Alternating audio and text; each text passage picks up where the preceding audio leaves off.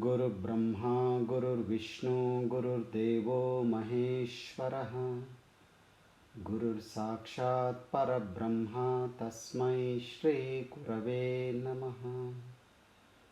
गुरवे सर्वलोकानां भिषजे भवरोगिणां निधये सर्वविद्यानां दक्षिणामूर्तये नमः। हरिः ओम्। ॐ भद्रं कर्णेभिः शृणुयाम देवाः भद्रं पश्येमाक्षभिर्यजत्राः स्थिरैरङ्गैः सुष्ठुवागंसस्तनूभिः यशेम देवहितं यदायुः। स्वस्ति न इन्द्रो वृद्धश्रवाः स्वस्ति नः पूषा विश्ववेदाः स्वस्ति नस्तार्क्ष्यो अरिष्टनेमिः स्वस्ति नो बृहस्पतिर्दधातु। ॐ शान्ति शान्ति शान्तिः। हरिः ओम्। श्रीगुरुभ्यो नमः।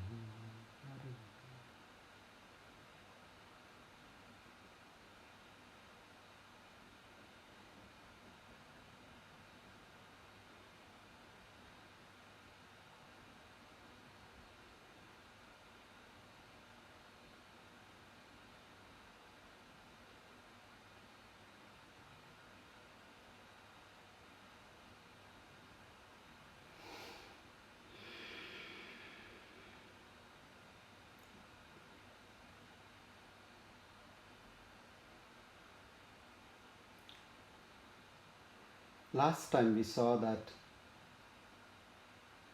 the path of knowledge is tailor-made for a sannyasi, a renunciate if you can call. And we defined a sannyasi with three qualities as compared to how you define a grihastha. One, the topmost priority is liberation. The second, he is ready to take unlimited responsibility but has few or no attachments. He is able to let go of his attachments. And third, he is not behind comfort and security. He is happy to embrace uncertainty and move in that realm of uncertainty. Because that is living in truth. Life is uncertain. There is a word in Sanskrit phrase called Kalaya Tasmai Namaha. What time has in store for you, you don't know. A sannyasi is somebody who says, I'm ready to accept what life throws at me and then walks. So there are no surprises for him. When there is food, there is feast. When there is no food, there is fast. When we do not have this attitude of a sannyasi, then the path of knowledge appears difficult to follow, difficult to understand as well. And sometimes there is a possibility of misunderstanding and making a concept of knowledge. Knowledge is the essence of how you live. It is not a theory. It is not a philosophy. That is the difference between a philosophy and spirituality. Philosophy, you make a hypothesis, you give some sort of a rationality to it, and then say, okay, maybe this is okay to do. Spirituality is living in the realm of the spirit, which is your causal body or Brahman, and experiencing life as it is. There is one tendency of the mind which is called vritti. Vritti means the mind perceives and understands everything by objectifying it. Yeah? So look at your own experience. How do you understand things? The moment we say banana, you already objectified it. An image, a form comes to you. Anything you have understood in life through the mind, it is through objectifying it. So when we say you are the witness, you are the self, you try to objectify the self as well. You try to see it as a name and a form. Are you getting what I am saying? That is why even our gods have got names and forms.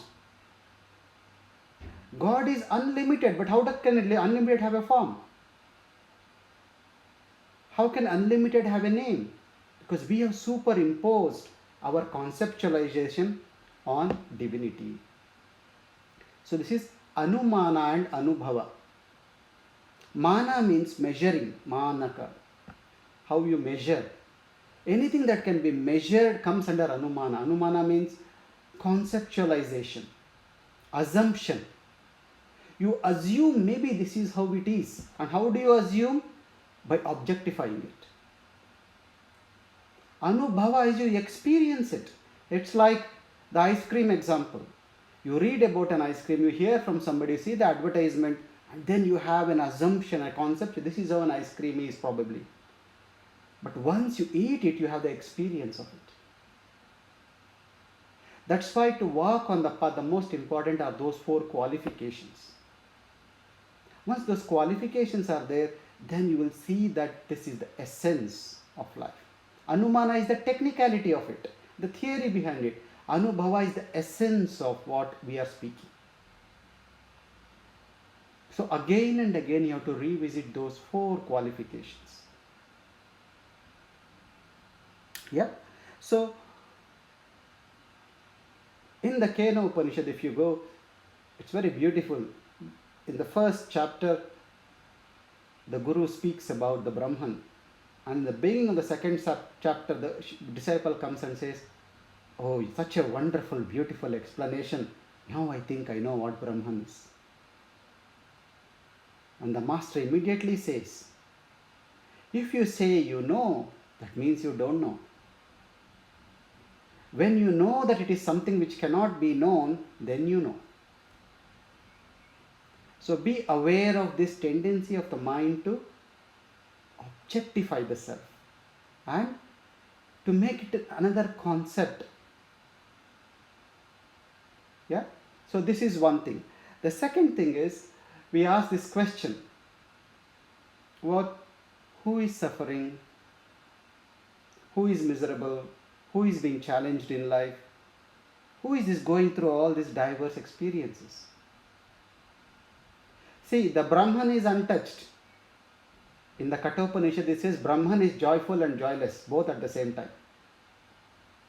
Brahman is everybody as well as nobody. So Brahman cannot be touched by the dualities of life.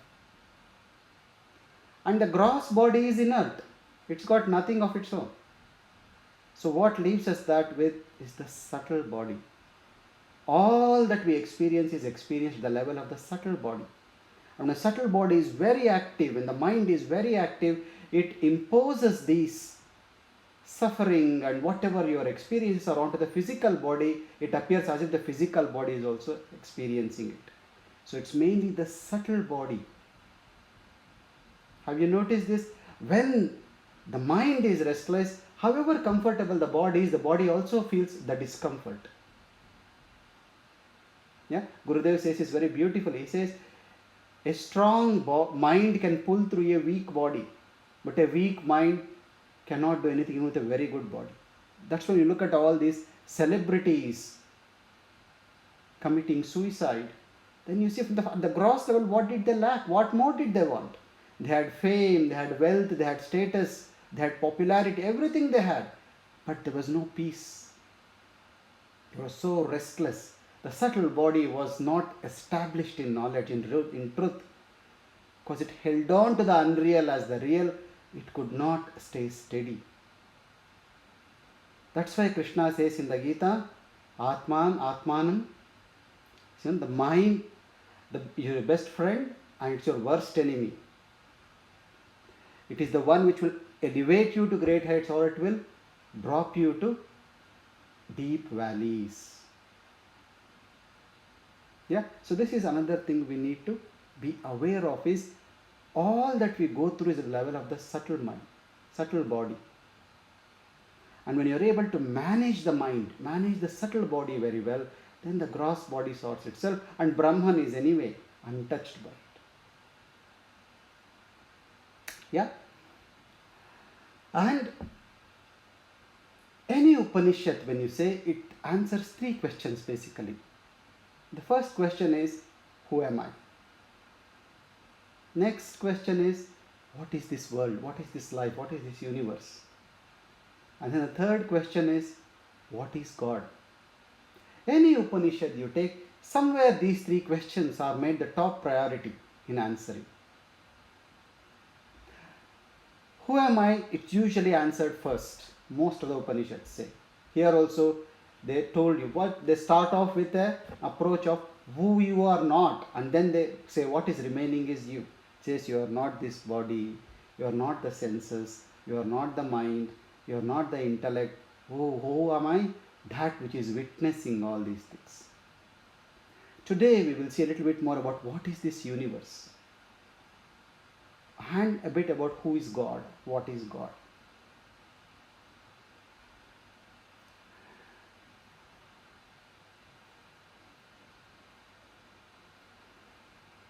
So Maya means what? Maya has two definitions. One is Ya Ma Sa Maya. That which is not but appears as if it is Maya. Water appearing as a wave, gold appearing as an ornament, the Brahman appearing as this world, all this is Maya. The essence is something, but what we hold on, what appears to us is something else. A mirage appearing as water, a rope appearing as snake. This is all because of the influence of Maya. Another definition is that which can be measured is Maya. That which can be conceptualized, that which can be described, that which can be limited, that which is material, all that comes under Maya. As I said before, in that sense, God is also a part of Maya. Because you describe God, you define God, you limit God, you give a name and form to God. The moment you say God, what comes to your mind? An image or a picture of Rama or Krishna. You say God is unlimited, God is universal. But very rarely a Hindu sees Jesus as his God and thinks about God. Or very rarely a Christian will find the image of Shiva when he thinks what God is, when he hears the word God. Do you see what I am saying? So, here comes the beauty. Maya is part of Brahman itself. The Brahman in which the Maya is inactive is what we actually usually call as Brahman, the contented, unmanifested, still consciousness. And that Brahman in which the Maya is active, that is called Purusha. Are you getting this?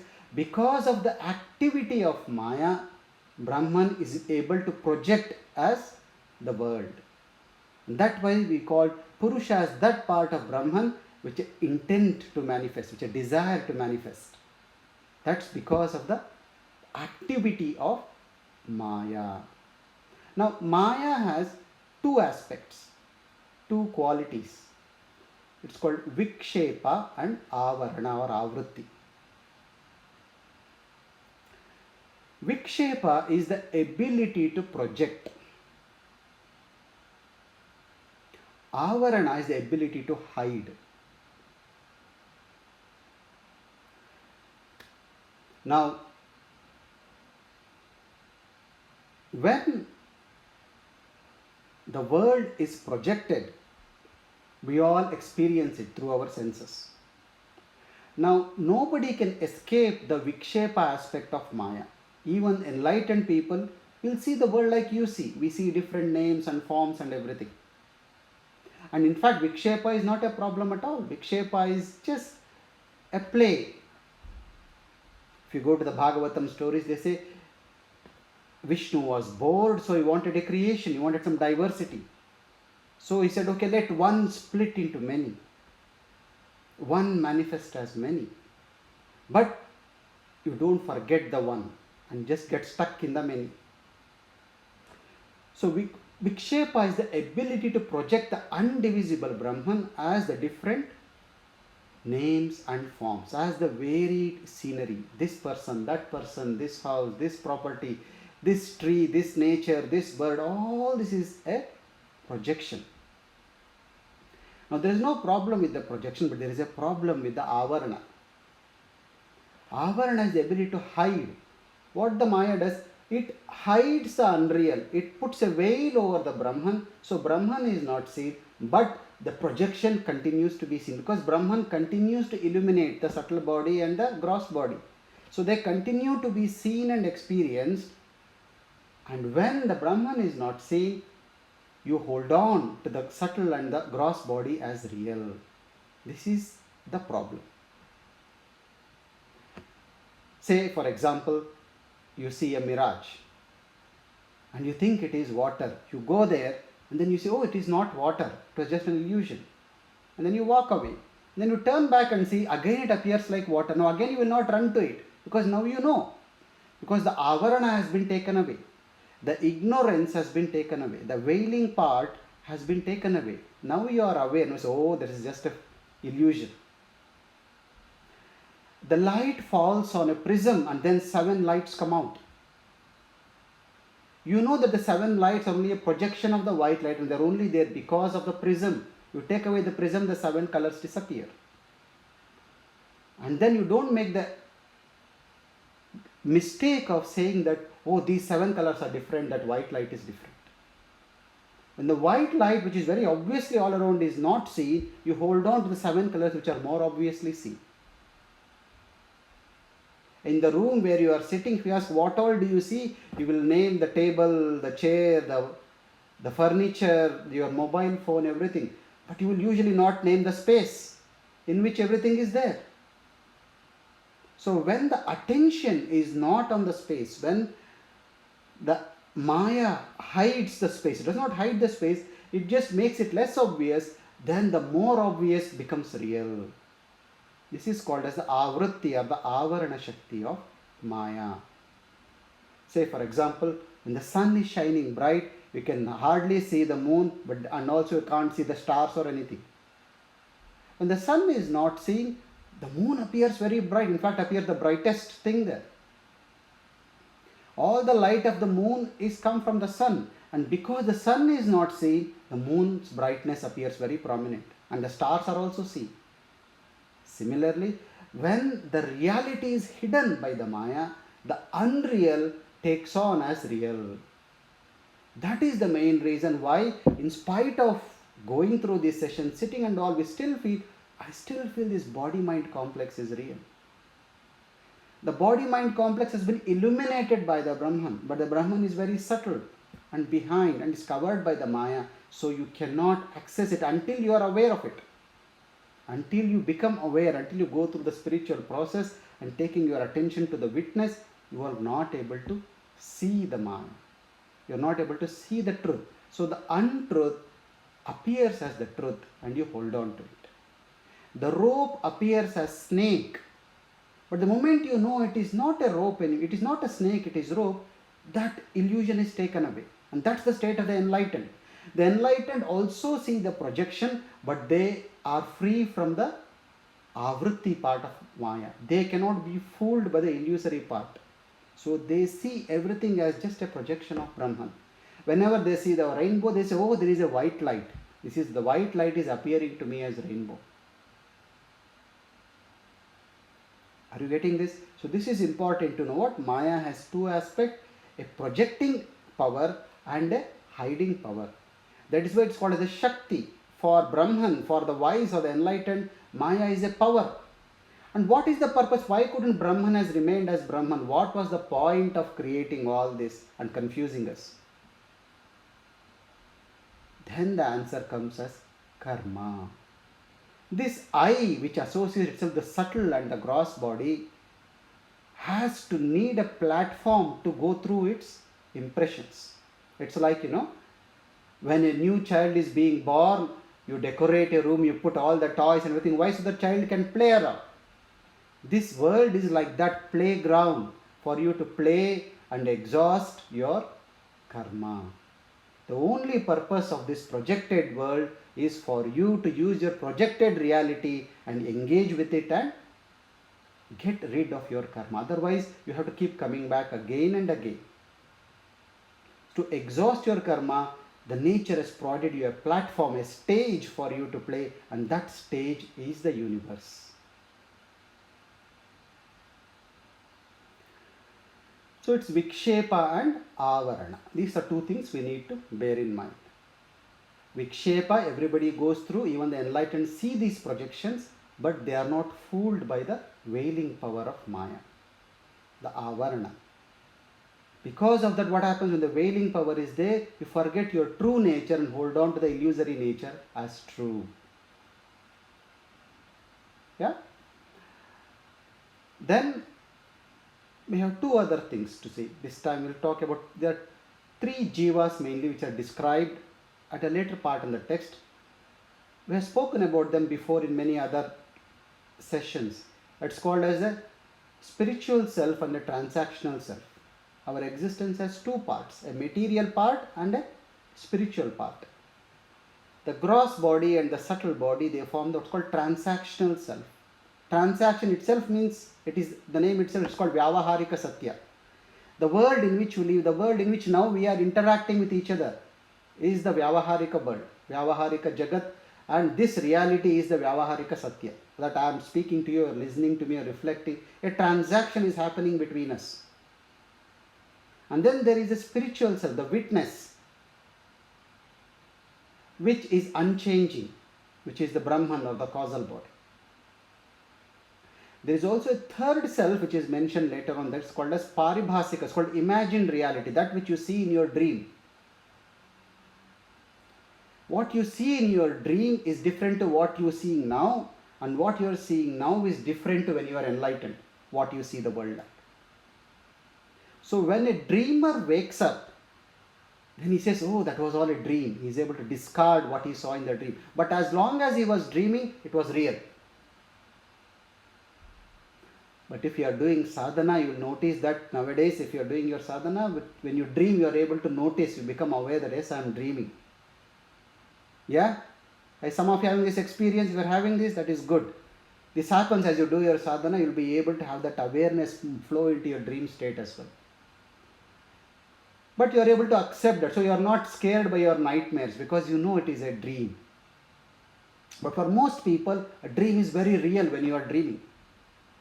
But the moment you wake up, the dream, you know, oh, it was illusion, it was my mind stuff, it was all imaginary. Similarly, this Vyavaharika world is very real as long as you are awake, in the wakeful state. When you get into the fourth state of consciousness or when you become enlightened, this state also appears like how the dream world appears to you. So until enlightenment, until the subtle body is able to fall off at its own, then you will continue to see this world as real.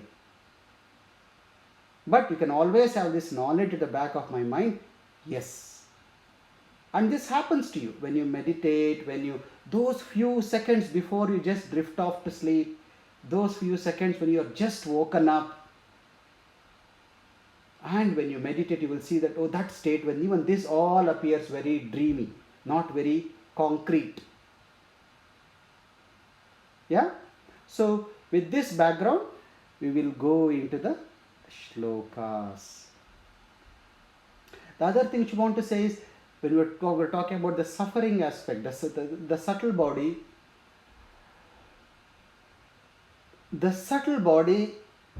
under the influence of Maya will project this universe as real. And when this universe appears real, it also projects a purpose to life. There should be a goal, there should be a target. Looking after my family, making wealth, becoming famous, gaining knowledge, all these become targets of life. When the purpose is there in life, life becomes result oriented. And the more purposes you create, the more deeply you get stuck in the Maya. Are you getting what I am saying? The more purpose you have, the more deeply you go. When you are able to drop the purpose, then you experience life fully. Otherwise, you are missing life. If somebody says, oh, I had a tragedy 2 years ago, I still can't get over it. What is happening? All these 2 years, you are only stuck with one event. These 2 years, whatever life presented you, you missed it. So you need to be aware that the more I try to fix it, the more it gets stuck. So know that in reality there is no purpose.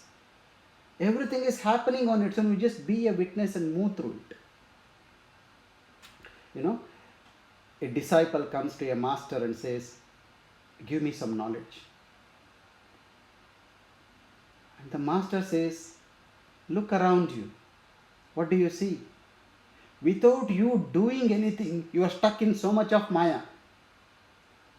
If you start doing something, you'll only make it worse. So don't do anything. Just let everything be as it is." And the next day, the disciple comes, "I tried, but I can't. I can't stay by doing nothing. So I have to do something. So teach me something." Then he says, "Okay, do this japa, do this pranayama, do this kriya, meditate, close your eyes." So that is how the sadhana comes. Sadhana will not take you to liberation. Sadhana will help you to reduce this tendency to do something. Are you getting what I am saying? There is a fault in the creation. What is that fault? God has made the senses by default outgoing. You need to put an effort to turn the direction backwards. And that is all sadhana is.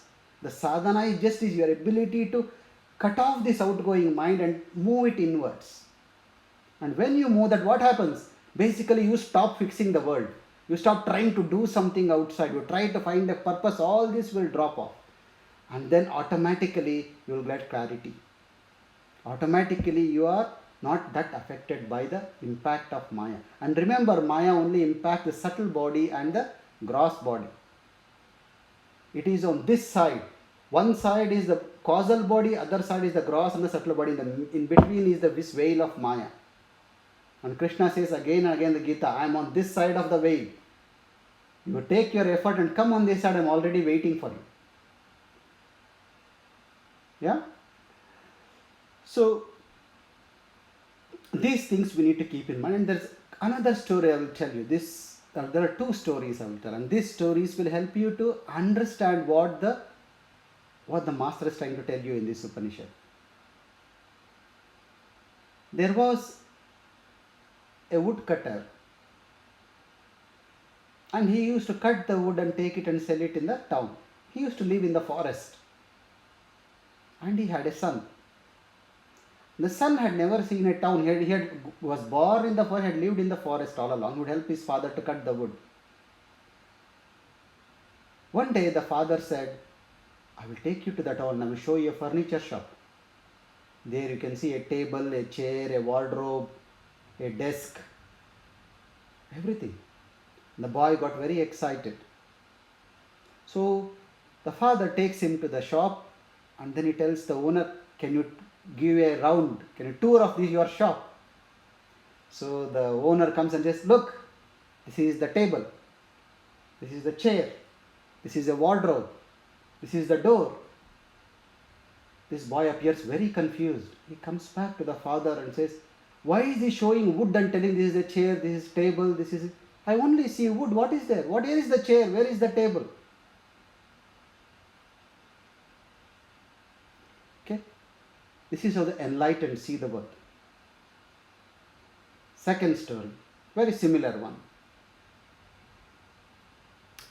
A businessman gets into debt. So it comes to a state where he has to sell things. So he has a golden Ganesha with him. And he does not want to sell it, but the situation demands he has to sell it. He goes to the jeweler. And this Ganesha has a mouse as well, as usual. But for this, the mouse and Ganesha are detachable. They could be separated. So he says, "Let me first sell the mouse. If I need more money, then I can think about selling the Ganesha." So he gives the mouse and says, "I want to sell this mouse." The jeweler puts the mouse on the weighing scale and says, "Oh, 20 grams. Okay, 1 lakh rupees, whatever." He gives it to him. He says, "Oh, this much is not enough, so I'll have to sell my Ganesha." He says, "Okay, I'll give the Ganesha." And say, "Can you sell this as well?" So he puts it and says, "Okay, 80 grams. Okay, 4 lakh rupees. Or whatever he says. This man becomes very angry. "Have you got no reverence to God? You are valuing the God like the mouse. This is God I am giving you, not the mouse. You are giving the same price for the mouse as well as for the God. The jeweler looks at him and says, for you it may be a mouse and a God, for me it is just gold. Okay, so with this background, we'll get into the shlokas and then we'll do meditation at the end. Okay. Shakti dvayam hi mayaya vikshepa avrutti rupakam vikshepa shaktir lingadi brahmandantam jagat srijet. So, Maya is a power which has two powers, two abilities. One is Vikshepa, which is ability to project the unreal as the real as the unreal. Avrutti, to hide the real so the unreal appears as real. It makes the real subtle and the unreal gross, so what is more obvious, we mistake it for real. Vikshepa Shaktir Lingadi Brahmandantam Jagat Srijet. How did the universe come into existence? Is because of the projecting power of this Maya. Because of the projecting, Lingam means the subtle body. Brahmandantam is this entire universe. From the subtle body to everything in the universe is just a projection of the Brahman. And this projection, we get stuck into it and we think this is the world.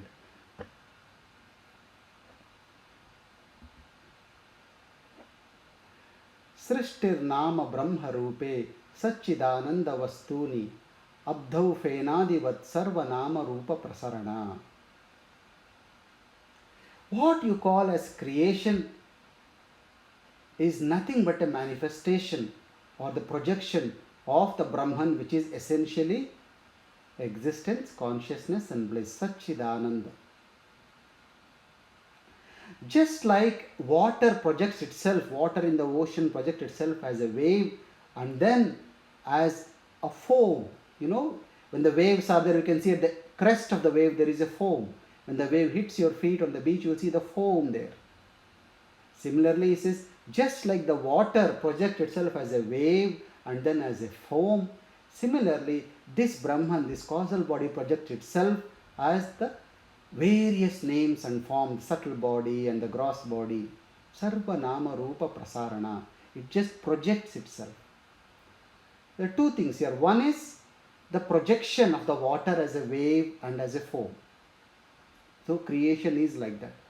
And the other thing is, see, in the vast ocean, the wave and form are transitory. They rise and fall, rise and fall, rise and fall. Similarly, the subtle and the gross bodies, they are rising and falling. They are changing and changing and changing. And the gross aspect of the universe, which is equated to the foam of the wave, is just a thin layer of foam, and it is the most transient part of the existence. So this gross body is as thin as the foam when compared to the ocean, and as transient as the foam is. So this entire creation is constantly changing, is transient like the foam of the ocean. Antardrik drusyor bhedam bahishcha brahma sargayo avrunoti apara shaktihi sa samsarasya karanam. How did this samsara come into existence? The transactional world is samsara. How did this happen? Antardrik drusyor bhedam. At the internal level, when the Maya covers the difference between the distinction between the scenery and the seer. Have you noticed when we meditate, when you go back and get established in the witness, we are able to separate ourselves. The moment that awareness drops, you become one with the scenery. So what keeps the distance between the scenery and the seer is your awareness. When the awareness drops, the mind comes up. And mind and Maya are synonymous. When the Maya becomes prominent, the awareness goes down. On the contrary, when the awareness comes down, the Maya becomes prominent. And what does the Maya do? It hides the distinction between the scenery and the seer. So you become the scenery, you become part of the scenery, and then the world appears to you. You get stuck in the names and forms and all these drama that is happening. And externally, Brahma Sargayo. Externally, what is there? There is Brahman and there is the manifest world. There is the manifest and the unmanifested world. And when the Maya covers the unmanifested, like I said, when you don't see the space and only see the matter, then you think matter is the real. But the space is in which every matter is floating. This entire universe, this entire galaxies and galaxies and galaxies are floating in space, which is infinite. When you don't see the space and only see the matter, and again the Maya has put his head up. Avrunoti aparashakti. This is the second power of Maya, which is what? The veiling power. At an internal level, when it hides the witness, and the external level, when it hides the Brahman, then the distinction between the scenery and the seer, the distinction between the Brahman and the universe becomes obliterated. So you see the scenery and assume it as real. You see the universe, assume it as real. You see the gross body and subtle body, take it as real. And that leads to this entire entanglement, bondage, suffering. This is all transactional world. Sa samsarasya karanam. Thus, samsara is born. And that is why notice, this samsara disappears when you sleep. Because in sleep, both go away. Not just the difference between the scenery and the seer, even the scenery is taken away from you. There is such a dark layer around you that neither the difference between scenery and seer, even the scenery is taken away. So that even samsara disappears. But it does not go anywhere. It is just sitting there in the seed form. The moment the subtle body wakes up a little bit, then it starts manifesting as dream. Subtle body fully wakes up, then this universe again appears. Sakshina purato bhati lingam dehena samyutam chiti chaya samaveshat jiva syad vyavaharikaha. So now he mentions the transactional self. This transactional world where I see this house, these doors, these windows, everything outside me is separate, and then you see different bodies. All this is Vyavaharika. What we are right now interacting is the Vyavaharika self, is the Vyavaharika Jiva, is the Vyavaharika world, the transactional world. How does this come? Sakshina Purato Bhati. Even though at night the sun is not seen, but the sun continues to give its light to the moon. That's why the moon can appear illuminate. And that moon shines its illumination onto the earth and other things, other objects. So, Sakshina Purato, in the light of the sun, how the moon appears luminous, as well as from the light of the moon, the other things appear luminous. Similarly, in the light of the witness, the subtle body becomes alive, and the subtle body projects its aliveness onto the gross body. So, in contact with the gross body, with the subtle body, the gross body also appears alive. Chiti Chaya Samavesha. Chiti is the pure consciousness. Chaya is the reflection of that consciousness, the subtle body and the gross body. With this combination, Jiva Syad Vyavaharikaha. This transactional self is born. Asya Jivatvam Aropat Sakshini Api Avabhasate Avrutauta Vinashtayam Bhede Bhate Payati Tat. Now, the witness has got no attributes. Divinity has got no attributes. But when divinity is not seen as the formless, then you impose what is the quality of the subtle body and the gross body onto the causal body. I repeat, when the causal body is not obvious, whatever is obvious, which is this body-mind complex, the qualities of the body-mind complex, you superimpose on the witness and think the witness is also like this. This is like objectifying the witness. Everything you see in the body-mind complex can be objectified, including your thoughts. But you can't objectify the witness. But in ignorance, you objectify the witness as well. That is why all our gods have names, forms, decorations, limitations. What has happened? You have superimposed your own mind onto divinity and see God as different names and forms. Avrutautu vinashtayam. When you are able to cut through this ignorance, then the difference is in Bhede Bhate. You are able to see the difference between the scenery and the seer, between the changing and the unchanging. And then the superimposition disappears. That is when you experience that emptiness when you meditate.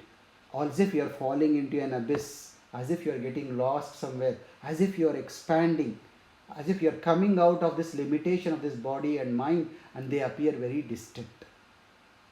So, the world appears because the subtle body and the gross body, mainly the subtle body, which in the presence of an unobvious causal body takes the center stage, and it appears as if it is real, and then gives you the illusion that this world is real. So thus the transactional self is born. When you meditate, when you become aware of this reality, then you see that, oh, this is all borrowed light. The moon has no light of its own, it is borrowed from the sun. Even though I see the moon as bright, I know now that the moon has got no light of its own. Even though I see the sun rising in the east and setting in the west, I know it does not rise in the east and set in the west. Even though I have myself have put sugar in the coffee, if I eat some sweet and try to drink that coffee, it appears sweetless, but I know that there is sweet. The sweetlessness, the movement of the sun, all these are projections. And in ignorance, you take that projection as real. In ignorance, you think the pictures on the screen are real. And you try to, and in ignorance, you think the movie is real, and you cry with the characters, you laugh with the characters, you associate with them. But the one who is aware knows, oh, that is just a movie. That is just acting, that is just drama. When this knowledge comes in, only with the ignorance, when the knowledge can take away the ignorance, only when the knowledge of the self dawns in you, you see the difference between what is happening and what is real. And then you are able to be reposed in the self. You are able to repose in the self only when you are able to withdraw from the world. When you are able to overcome the illusory nature by being in contact with the self. This is another thing. You don't have to take away the projection of Maya. You don't have to do anything to overcome Maya. You just have to take your attention to the self. Then the Maya becomes apparent.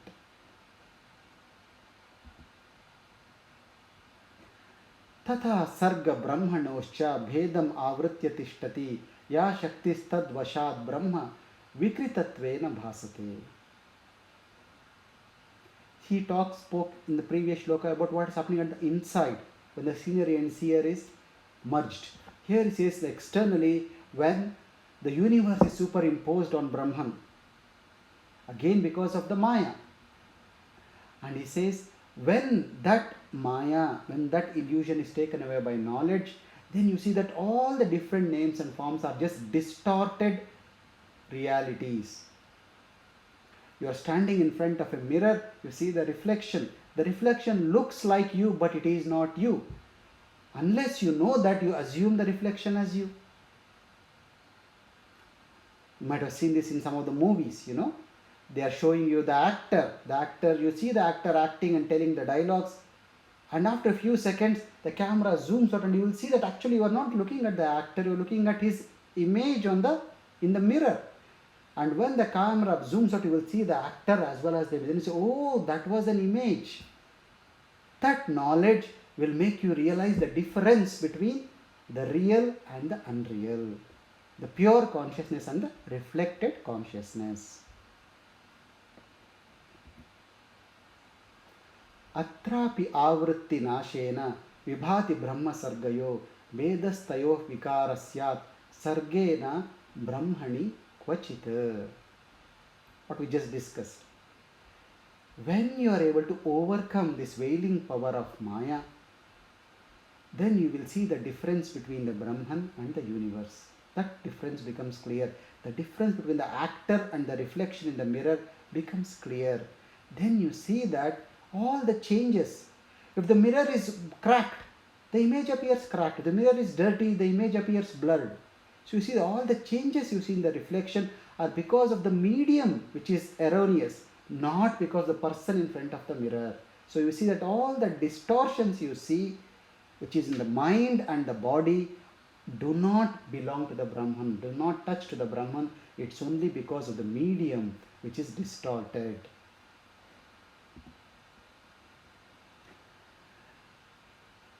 So that ends the discussion on Maya. So next time we'll talk about meditation. What is existence and what is Samadhi? Okay? So see, this is very profound what we are discussing. And if you get these things, one, what the suffering happens at the level of the subtle body. When, how do I repose in myself? How do I overcome Maya? Just by reposing in the self, Maya will be overcome. I don't have to overcome Maya. I just have to retract and be with the self, be in the witness, and then you can do it by regular practicing. When you are brushing your teeth, right now you are listening. Suddenly become aware who is listening. Right now you are scratching your head, you are moving your neck, and ask who is doing this. Start witnessing these small events. When you are eating the food, the grape process is very similar. It's a witnessing event. You do grape process happiness program. What are you doing? You are being totally with the grape and you are witnessing all the small little things that are happening. And there you create a difference. This is so simple and it is easy as well, being able to separate yourself from all that is happening in the gross and the subtle levels. And the more and more you do this, the more and more you will not be fooled by Maya. Of course, you will still look at what is happening around as something which needs to be supported, but you don't get drowned in it. You will see that whatever happening in the external universe is a play of Maya, is a play of karma, and this universe is created so that the karma can be exhausted. Just like an individual, a community has its karma, a country has its karma, the universe has its karma.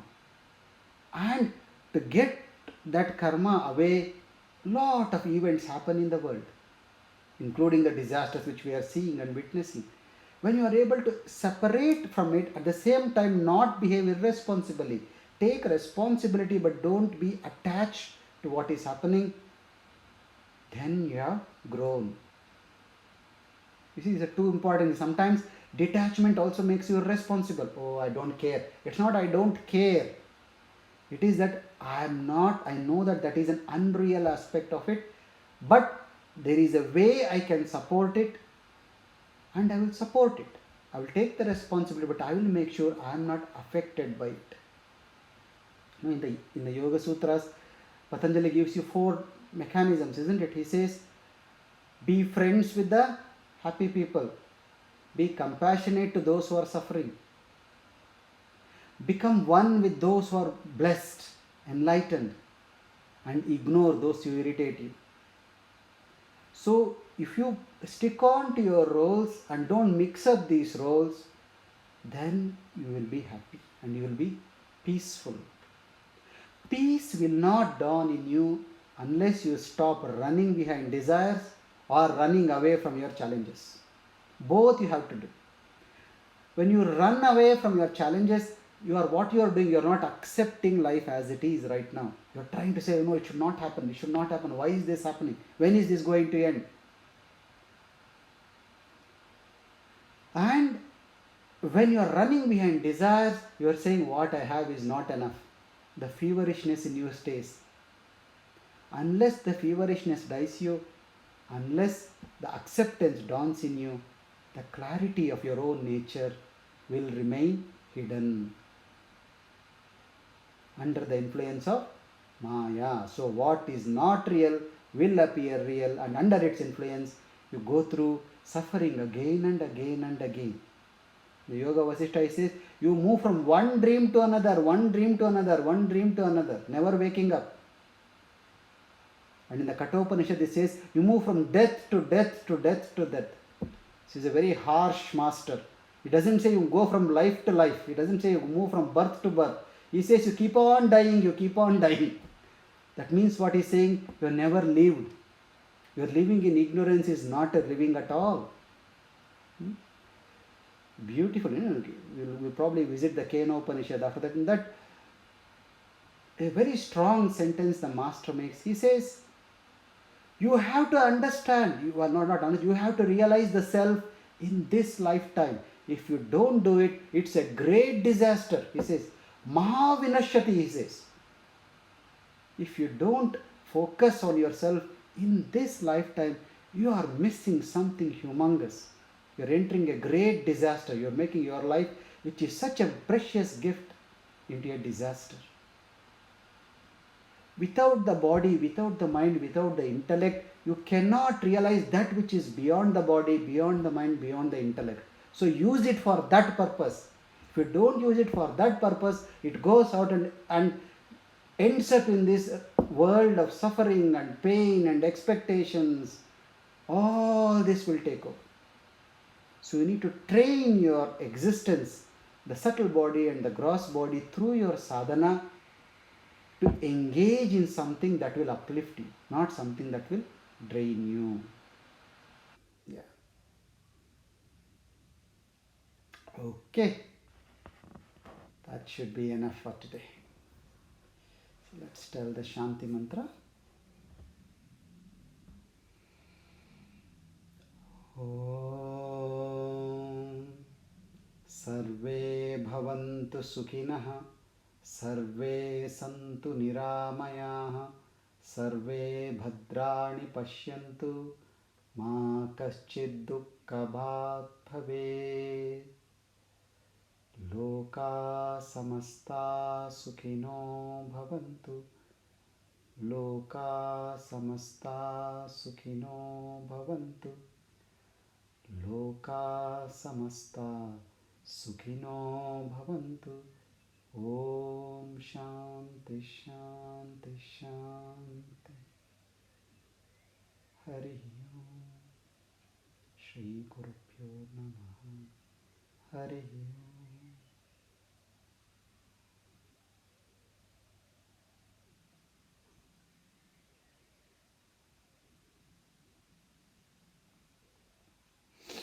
Shri Guru.